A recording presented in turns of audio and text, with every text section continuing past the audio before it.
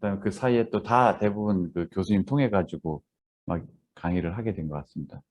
그래서 연대 올 때마다 일단 뿌듯한 마음도 있고 또 제 주변에 같이 일하시는 분들도 또 여기에서 공부하신 분들도 많아서 항상 여기 올 때마다 그 긴장도 되고 또 제가 이제 여기서 학교를 다니진 않았지만 항상 뭐라 그럴까 영광스러운 그런 마음들 가지고 있어요. 그래서 여기 같이 공부하시는 분들도 그런 마음으로 우리 같이 공부했으면 좋겠다라는 생각을 들고 일단 오늘 잘 부탁드리겠습니다.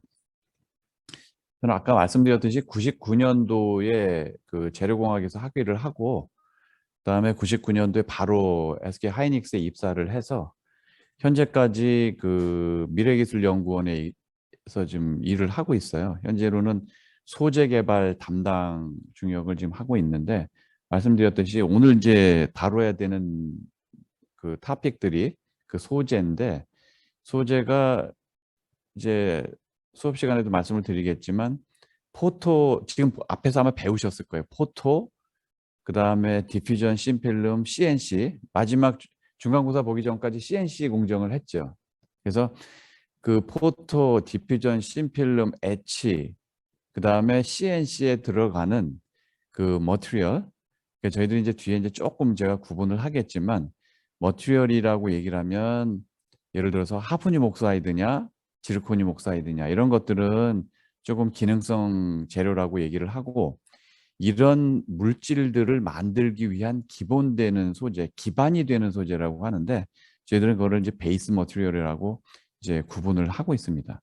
그래서 이렇게 베이스 머티리얼을 담당을 하고 개발을 하고 관리하고 또 수급까지도 챙기는 조직이 저희 소재 개발이라고 보시면 될 것 같고 뒤쪽에서 어떤 연관 관계로 일하는지도 함께 소개를 드리면 좋을 것 같습니다. 그런 소개가 되면 나중에 또 저희들하고 같이 일할 수 있는 그 계기가 될 수도 있기 때문에 이해에 도움이 될 것 같습니다. 그 하시다가 그 수업을 들으시다가 중간중간 궁금한 게 있으면은 저한테 질문을 주시고 또 제가 바로 대답을 하지 못하는 부분은 그 여기 보면 제 이메일 주소가 있어요. 그래서 이메일 주소로 그 질문을 주셔도 제가 대답을 드릴 수 있도록 하겠습니다. 자, 그래서 오늘 얘기할 그 토픽은 제일 먼저 포토 공정 쪽의 재료, 그다음에 CNC 공정 재료, 그다음에 마지막으로 펑셔널 가스라고 제가 표시를 했는데 펑셔널 가스라고 얘기를 하는 부분은 엣치 공정이라든지 그다음에 디퓨전 심필름에 들어가는 프리커서 또 가스 이런 종류에 들어가는 그 기능성 가스 소재를 제가 펑셔널 가스라고 정의를 내렸고 이렇게 전체로는 이렇게 세 가지 토픽으로 해서 말씀을 드리도록 하겠습니다.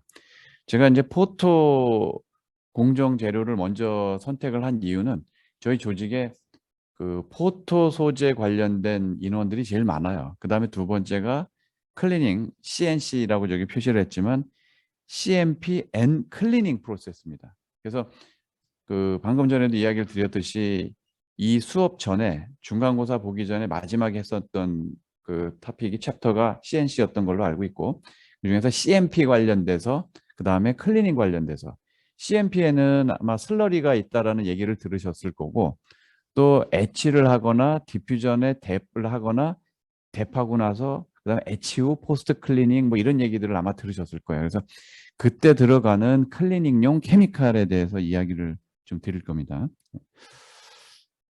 조금 그 용어들이 생소하거나 하더라도 한번 필요하면은 바로바로 질문을 주셔도 좋을 것 같아요. 아마 앞에 포토, 리소, 그다음에 디퓨전 심필름 할 때도 아마 조금 그 용어 측면에 있어서 생소한 부분들이 있었을 것 같은데 그래도 앞쪽에서의 기초 저희들은 이제 PDTC라고 얘기를 해요. 포토, 엣치, 디퓨전 심필름, CNC. 그래서 그런 공정들을 앞에서 교육을 강의가 있었기 때문에 이 소지하는 측면에 있어서는 그래도 조금 그 수월하지 않을까라는 생각이 있기는 한데 그래도 그 익숙하지 않은 용어들이 나올 거가 지금 보여지기 때문에 그런 경우에는 그 질문을 해주시면 좋을 것 같아요. 자, 이번에 얘기할 거는 제가 앞쪽에서 한 5장 정도에 해당하는 부분을 좀 개요, 인트로덕션에 해당하는 부분을 말씀을 드릴 거예요. 그 기본적인 PDTC의 기초 공정, 그러니까 기초를 얘기를 하기보다는 소재에 관련된 부분에 그 인트로덕션을 얘기를 드릴 건데, 우리가 이제 반도체 제조 공정을 볼 때 이 소재가 어떻게 분류가 되는지를 한번 이 장표에서 좀 볼 수가 있을 것 같습니다. 여기 보면 우리가 웨이퍼 매니팩처링이라고 얘기를 하는데, 웨이퍼 공정이 있고, 그 웨이퍼 공정이 처음에 이렇게 웨이퍼를 만들어서 그다음에 그 저희와 같은 디바이스 업체에 들어와서 포토, 에치, 디퓨전, 심필름 공정을 해서 최종적으로 하면 TV라든지 이런 데서 많이 보이는 이와 같은 패터닝이 되고 뭔가 이렇게 잘 구획이 지워진 이런 그 웨이퍼가 만들어집니다. 그래서 이 일련의 공정을 웨이퍼 매니팩처링 공정이라고 하고, 이게 끝나게 되면 요게 이렇게 사각형 모양으로 돼 있는 부분을 다 그 하나하나를 테스트를 하고, 정기적으로 동작을 잘 하는지 테스트를 하고, 그리고 이제 이것들을 하나하나 다 자르게 됩니다. 그래서 이와 같은 공정들을 패키지 앤 테스트 공정이라고 얘기를 합니다. 그래서 오늘 우리가 얘기 드리려고 하는 부분은, 제가 이제 다루려고 하는 부분은 이 웨이퍼가 투입이 돼서 이와 같이 웨이퍼가 팹아웃 되기 전까지의 일련의 공정들, 이 일련의 공정들을 다루려고 해요. 그래서 거기에서 주요한 소재를 보면은 그 웨이퍼도 하나의 소재라고 볼 수가 있고, 저희도 조직 내에서도 그 디퓨전 심필름 웨이퍼 공정을 다루는 팀이 별도로 있습니다. 그래서 이 웨이퍼인데, 그다음에 두 번째는 이제 프로세스 머티리얼이라고, 그 PR 포토 레지스트, 프리커서, 케미컬, 슬러리. 오늘 이제 주안점을 둬서 얘기를 하려고 하는 그 소재는 바로 이런 프로세스 머티리얼 쪽입니다. 제목도 프로세스 머티리얼 테크놀로지로 돼 있지만, 그래서 이게 끝나고 나면 이렇게 패키지를 하게 되는 이제 스트럭처럴 머티리얼 쪽도 이렇게 세 가지로 이렇게 분리가 될 수 있으나, 오늘 제가 다루려고 하는 부분은 그 포토 디퓨전 심필름, 엣치, CNC 공정에서 필요로 하는, 사용이 되는 PR, 프리커서, 케미칼, 슬러리 소재에 대해서 다루려고 한다. 이 부분을 조금 염두에 두시면 될 것 같습니다. 그 다음에 이제 요거는 제가 이제 가져온 이유는 그 D램, 낸드 이런 디바이스들을 저희들이 이제 개발을 하고 있고, 뭐 TSMC나 이런 데서는 뭐 요즘 많이 나오잖아요. 자동차용 반도체가 어떻고 막 이런 얘기를 하는데, D램이나 낸드, 뭐 TSMC에서 다루고 있는 그 로직이나 이런 그 반도체 메모리의 공통적인 그 방향성은 뭐냐? 작게 만드는 겁니다. 스케일 다운. 그다음 두 번째는 어떻게 하면 가능하면 높게 스택업을 할 것인지에 해당하는 게 두 번째 트렌드라고 볼 수가 있고, 특히나 낸드 메모리에 있어서는 요즘 이제 여러 층 3차원 3D 메모리라고 얘기를 하는데, 옥사이드하고 나이트라이드를 얼마만큼 많이 층수를 높게 쌓을 것이냐에 해당하는 게 주요한 트렌드라고 볼 수가 있습니다. 또 세 번째 트렌드는 단위 시간당 몇 개의 디바이스를 만들 건지에 해당하는 것도 또 중요한 트렌드 중에 하나입니다. 사실은 이렇게 스케일 다운, 스택업, 프로덕티비티로 세 가지로 반도체 그 소자 또는 반도체 산업에서의 트렌드를 제가 말씀을 드렸지만, 이 세 가지의 공통점은 단 한 가지입니다. 뭐냐면 더 작게, 더 높게, 더 많이라고 하는 거는 어떻게 하면 우리가 쓰는 메모리를 싼 거를 만들 것인가에 해당하는 내용으로 우리가 그 귀결이 된다고 볼 수가 있겠습니다. 그래서 이 반도체 산업에서의 주요한 트렌드 세 가지가 뭐냐라고 했었을 때, 스케일 다운, 스택업, 프로덕티비티다라고 하는 얘기를 꼭 기억을 해주시면 좋겠다라는 얘기를 이 장표에서 드리면서 다음 장으로 넘어가도록 하겠습니다. 이 부분은 제가 따로 이렇게 한 장을 가져온 이유는 뭐냐면, 전체 반도체 산업에서 소재가 차지하는 그 비용, 비즈니스가 얼마만큼 그 성장해 가고 있는지를 좀 보여드리려고 이 한 장을 그냥 가져왔어요. 여기를 보면은 전체가 다, 여기 보면 세미컨덕터 머티리얼스 아웃룩이라고 해서 전체 전망인데, 이 네 가지가 다 웨이퍼, 패키지 머티리얼, 그 다음에 장비에 들어가는 컨슈머블, 그 다음에 이제 우리가 다루려고 하는 프로세스 그 머티리얼에 해당하는 부분인데, 여기 보면 제일 크게 뭐 패키지 머티리얼도 많고 한데, 요 파란색에 해당하는 팹 공정에 들어가는 프로세스 머티리얼은 꾸준히 이게 증가되고 있는 걸 볼 수가 있어요. 그래서 이 부분은 향후에도 더 많이 증가를 할 것이고 또 그 시장의 규모도 커지지만 여기에 들어가는 그 비즈니스의 파이도 커지기 때문에 우리가 기여할 수 있고 우리가 여기를 통해서 또 이 잡을 찾을 수 있을 수 있는 그런 찬스들이 굉장히 많아진다 이렇게 볼 수가 있을 것 같습니다. 자, 여기는 이제 제가 좀 소재가 기존의 공정 장비 포토, 엣지, 디퓨전, 심플룸 그 클리닝 CNC 공정과 이 소재가 어떻게 다른지에 해당하는 부분을 제가 좀 표시를 했고 요거는 그 사 내에서도 저희들 SK 하이닉스 내에서도 소재 개발 조직이 기존의 PDTC 조직과 어떤 역할 관계를 가지고 있는지를 좀 표시를 하려고 좀 표시를 해봤습니다.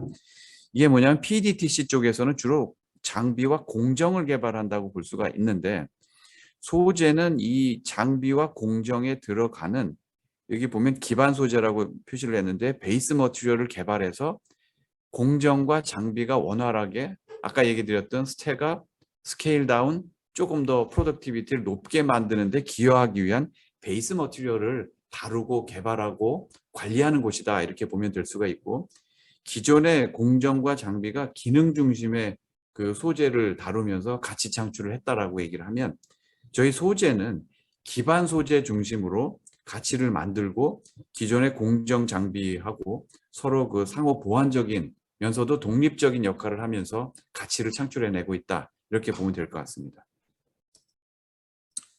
그다음에 이제 전체 그 소재 수업을 하기 전에 제가 그래도 한번 이런 부분들이 반도체 공정에서 소재 개발을 통한 컨트리뷰션이 크게 있었구나라고 하는 거를 소개해 드리려고 하나 지금 가져온 건데 이거는 뭐냐면 CNC 소재에서 아까 우리가 이제 CNC 소재에서 이렇게 패터닝을 하다 보면 이 왼쪽 위쪽 그림을 보면 서브스트레이트가 있고 이 패터닝을 하다 보면 이렇게 긴 막대와 같고 여기는 이제 작게 표시가 돼 있지만 그 우리 롯데월드 타워 같이 굉장히 높은 아마 앞쪽 수업에서도 그런 걸 배우셨을 거예요. 애스펙트 레이셔가 얼마고 그 종횡비가 얼마인지 해당하는 얘기들을 아마 들으셨을 수 있는데 이런 일련의 공정을 하다 보면 많은 공정이 여기에 물이 관여되는 공정들이 많습니다.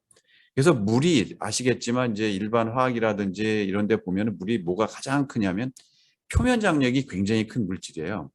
그래서 어떤 엣지 공정을 한다든지 포토 디퓨전 뎁 공정을 하고 나서 이 물이 들어갔었을 때 물에 의한 표면 장력이 결국은 인접해 있는 패턴을 이렇게 붙게 만드는 역할들을 하게 되는데 그렇게 되면은 미세 패턴을 만들었을 때 미세 패턴이 가만히 있지 못하고 이 오른쪽에 있는 이 오른쪽 위쪽에 있는 그림처럼 이렇게 서로 붙는 저희들은 이제 컬랩스라고 얘기를 하는데 이렇게 됐었는데 이 부분들이 대부분 어디에서 기인되는 거냐 하면 물이라든지 건조 과정을 거칠 때의 이 소재의 건조 소재에 해당하는 부분의 표면 장력에서 기인합니다. 그래서 이 표면 장력을 낮춘 게 이 오른쪽에 그래프를 보면 IPA라고 하는 부분이 있는데 아이소프로필 알코올이에요. 말 그대로 알코올. 그 다음에 그 밑에 있는 SC, CO2라고 하는 부분 슈퍼크리티컬 그 CO2, 그러니까 이산화탄소죠. 초임계 상태로 CO2를 만들게 되면 이 왼쪽에 Y축에 해당하는 게 뭐냐면 그 리닝에 해당하는 부분인데 IPA를 슈퍼크리티컬 CO2로 바꾸게 되면 이 오른쪽에 위에 보시는 바와 같이 서비스 텐션이 굉장히 작아지는 SCCO2 같은 경우는 슈퍼크리티컬 CO2 같은 경우는 제로잖아요. 그러니까 이론적으로 표면 장력이 제로가 되기 때문에 어떤 그 패턴을 갖다 놓고서 거기에서 그 건조를 하더라도 표면 장력이 없기 때문에 이 패턴이 서로 무너지는 일은 없다. 그래서 이와 같은 표면 장력을 제로로 만든 초임계 CO2가 반도체 공정에 도입이 되면서 이 D램이나 낸드에서 미세 패턴을 리닝이 없는 미세 패턴을 만드는데 아주 혁혁한 브렉스루를 만들었다라는 얘기를 제가 한번 약간의 그 관심, 주의를 끄는 측면에 있어서 이걸 한번 좀 소개를 시켜드렸습니다. 뒤에도 잠깐 나올 수 있을 텐데. 그 다음에 요즘 그 반도체 관련된 반도체 소재 관련된 부분에 있어서 크게 또 신문지상이라든지 인터넷에서 화두가 되는 부분이 뭐냐면 세 가지예요. 첫째로는 요즘 그 러시아 우크라이나 전쟁 얘기를 많이 신문지상에서 접하실 텐데, 그다음 또 하나가 그 현 정부 들어서 또는 뭐 기후 변화, 기후 협약, 그래서 저탄소 얘기를 많이 들으셨을 거예요. 넷제로. 그다음에 2030년, 2050년까지 탄소 배출을 제로로 줄이겠다라든지 하는 물질들. 그다음에 또 하나는 어떤 물질들은 우리의 인체에 유해하기 때문에 이제 쓸 수 없다라든지 어떤 유해 물질 관련된 일들이 신문지상에 보면 굉장히 많이 이제 접할 수가 있을 겁니다. 여러분, 그 중에서도 여기서 왼쪽에서 보시는 바와 같이 이 우크라이나 사태, 더 꼬인 반도체 공급망, 재고 바닥의 발동동 뭐 이런 기사들이 있는데, 요 왼쪽에 그 그래프를 보면 여기 보면 네온, 크립톤, 지논 뭐 이런 것들이 있거든요. 이게 다 반도체 공정에서 없어서는 안 될 소재들인데, 이 소재들의 약 한 3, 40%를 어디서 수입을 해오냐면 우크라이나에서 수입을 해온다는 거예요. 근데 지금과 같이 그 전쟁이 일어나서 그 저희들은 수급이라고 하는데, 수입할 곳에 공장이 파괴가 됐거나 공장이 가동을 할 수 없는 상황이 발생을 하면 이런 소재들을 우리가 갖다 사용할 수가 없기 때문에 반도체 공장이 제대로 돌아갈 수가 없는 거죠. 두 번째는 여기 2050 탄소 중립과 같은 이런 또 화두들이 많이 나오는데, 말 그대로 온실가스 배출을 얼마나 줄일 수 있는지 해당하는 화두입니다. 말 그대로 온실가스가 뭐예요? 이산화탄소잖아요. 근데 이산화탄소보다 온실가스 효과가 온실 그린 하우스 이펙트죠. 그걸 저희들이 이제 GWP라고 얘기를 하는데, GWP 규제 가스가 보면 CO2를 인류했었을 때 이거보다 훨씬 높은 가스, 여기 SF6, NF3 같은 건 23,900, 16,100. CO2를 인류다 했었을 때 이런 가스들은 16,000배, 24,000배에 해당하는 만큼의 CO2를 내고 있다라고 보면 됩니다. 그만큼 이런 가스를 쓰게 되면 지구 온난화 현상이 더욱더 그 심각해진다는 얘기죠. 그래서 이와 같이, 근데 문제는 뭐냐면 이런 SF6, NF3와 같은 가스들을 우리가 이제 반도체 공정에서 굉장히 많이 쓴다는데 문제가 있는 거예요. 그런데 이런 가스들을 앞으로는 써도 되고 안 써도 되고 하는 문제가 아니라 쓰면 안 되는 상황이 되고 있다. 그래서 이런 소재 관련된 모두가 소재 관련된 토픽들인데, 이런 일들을 위해서 개발도 해야 되고 이런 물질이 문제가 안 되는 대체 소재를 개발하기도 해야 되고 하는 것들이 최근에 큰 화두가 되고 있다라는 얘기를 드리면, 소재가 단순히 반도체 그 기술 개발에만 필요한 것이 아니라 이제는 좀 더 사회적으로 조금 더 어떤 그 의무, 책임을 다하기 위한 그런 부분에서까지도 우리 역할들을 해 나가고 있구나라는 것을 느끼실 수가 있고, 또 이런 부분들을 적절하게 또 전략적으로 사전에 우리가 해결하지 못하고 대응하지 못하면 현재까지 우리가 반도체 산업에서 삼성, SK하이닉스, 뭐 동부 다 포함해서 이런 회사들이 가져가고 있었던 경제적인 효과들에 대한 부분이 향후에는 담보할 수 없다 이렇게 말씀을 드리겠습니다. 그래서 제가 이 얘기를 그 인트로덕션에 먼저 말씀을 드리는 이유는, 소재가 감당해야 되는 부분이 과거 기술 개발, 소재 기술 개발을 넘어서 향후에 더 많은 역할을 우리에게 요구하고 있고, 그렇다 보니 이 소재 분야에서 우리가 해야 될 일들, 잡의 아퍼튜니티라든지 이런 부분들이 상당히 많이 확대되고 있다라는 얘기를 드리고, 그 얘기는 곧 여기서 일하시는 분들이 일할 수 있는 영역도 많이 넓어지고 있다라는 얘기를 제가 조금 홍보차 이런 얘기들을 드리면서 인트로덕션을 좀 했습니다. 자, 이제 본론으로 들어가서 제가 이제 포토 쪽하고 CNC 쪽 중간 정도 하고서 중간에 한번 앞쪽에서는 수업을 어떻게 했나요? 그 휴식 시간은 어떻게 했어요? 10분 정도 하시고, 그럼 휴식 시간은 한 2번 정도 가졌나요? 어떻게 했어요?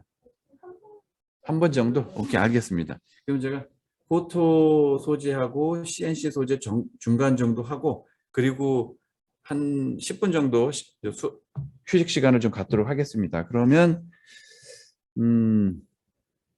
우리가 이 시간이 몇 시까지로 돼 있나요? 6시까지. 그러면 한 4시, 4시,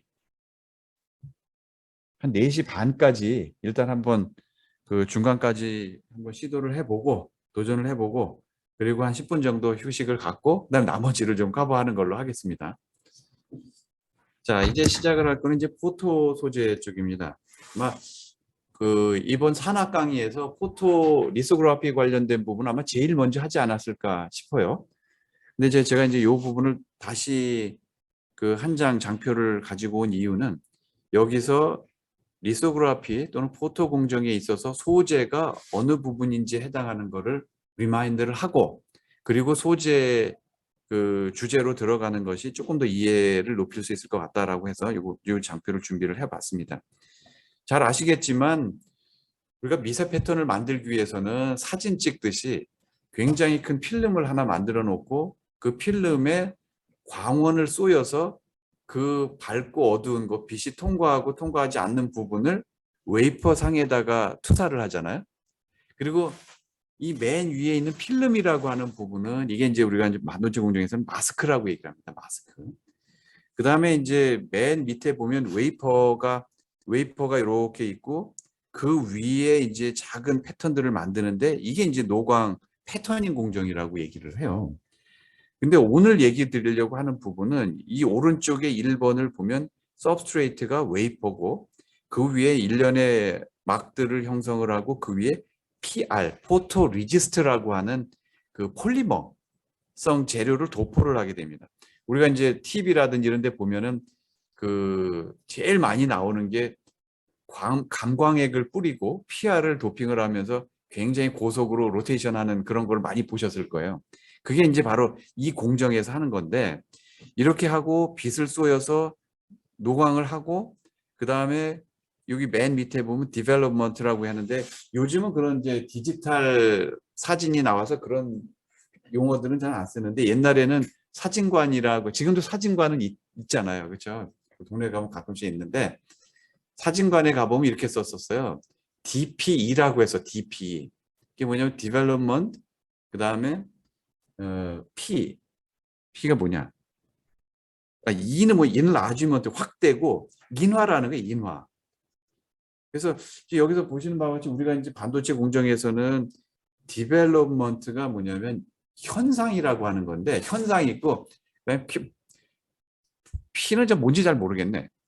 예? 근데 과거에 이제 그 필름 사진이었을 때는 현상을 하고 인화를 하고 또 확대를 한다라는 측면에서 DP라는 공정 그런 용어들을 썼었는데 오늘 얘기하려고 하는 거는 요 제일 먼저 PR 코팅 할 때의 요 PR에 관련된 재료를 얘기를 드릴 거고 그 다음에 그 과정 중에 이 디벨롭먼트가 어떤 건지에 대한 거를 잠깐 또 얘기를 좀 드리려고 그래요. 그래서 이 포토 소재의 대부분은 이 PR을 PR을 도포를 한다 그러죠. 코팅을 할 때 이 PR에 관련된 재료를 얘기를 할 거고 또 PR만 있는 것이 아니라 PR 밑에 PR이 패터닝을 했었을 때 미세 패턴으로 남았을 때 그게 무너지지 않고 존재하기 위해서 그 밑에 깔아주는 또 레이어들이 존재를 합니다. 그래서 그것들은 이제 저희도 이제 바크 또는 뭐 이런 얘기를 하는데 그 얘기들을 잠깐 소개를 할 거예요.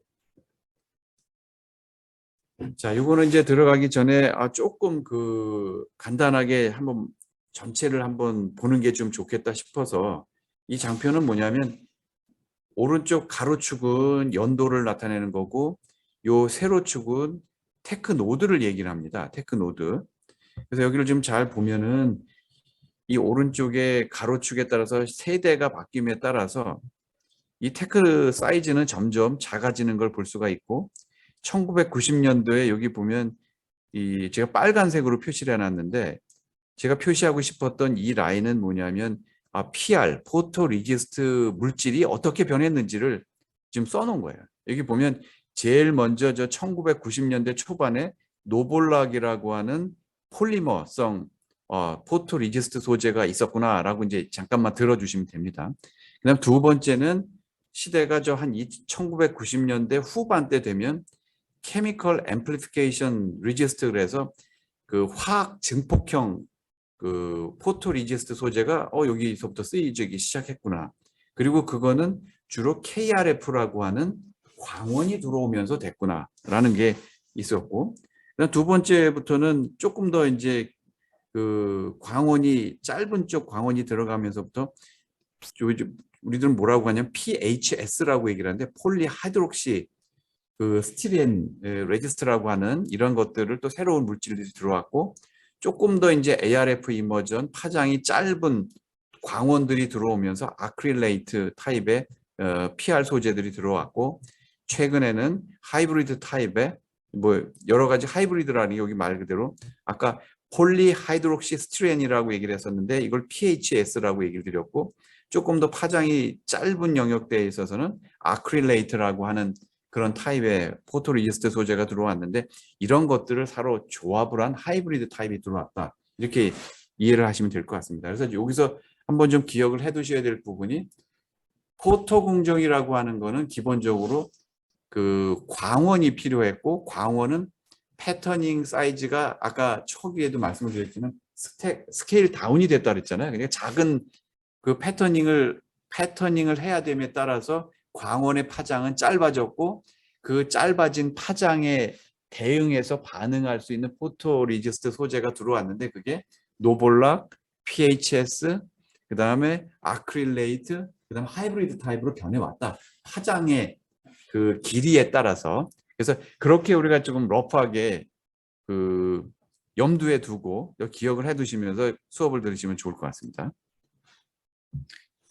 그래서 이제 여기는 이제 그럼 리소그라피라고 하는 거를 포토 공정을 따로 리소그라피 수업도 들으셨고 모듈에서 강의에서, 그다음에 오늘은 이제 그러면 리소그라피 할 때 기본적으로 노광원에 해당하는 EUV 소재 있고 ARF 있고 KRF 있는데 그 빛을 만들어서 빛을 쏘여주는 장치를 이제 공부를 하셨을 거고, 오늘 얘기하려고 하는 거는 그 빛을 쏘여줘야 되는 웨이퍼 위에 도포가 되는 리지스트, PR 소재에 대해서 얘기를 하려고 한다.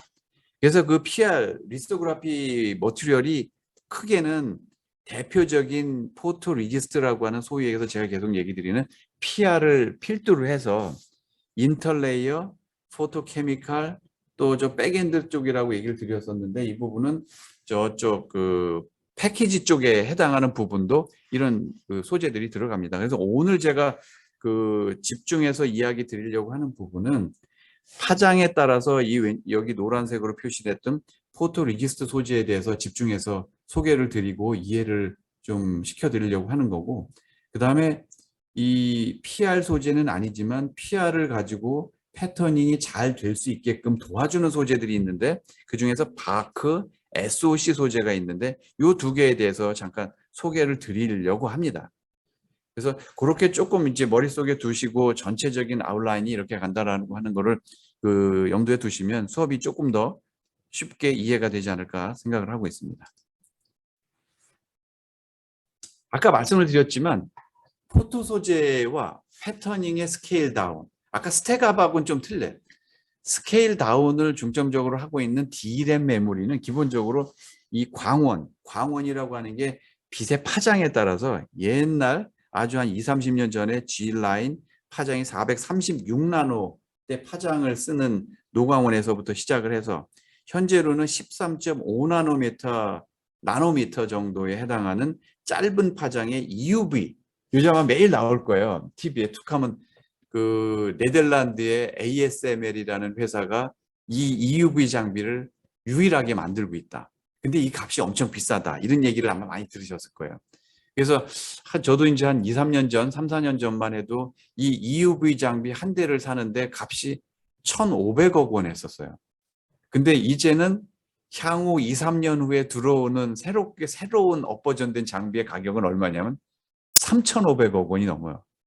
그러니까 한 회사가 이걸 만드니 만들어 달라고 한 대로 만들어 주지도 못할 뿐만 아니라 이 가격이 너무 비싸서 이 비즈니스에 참여할 업체가 크지 않다는 거죠.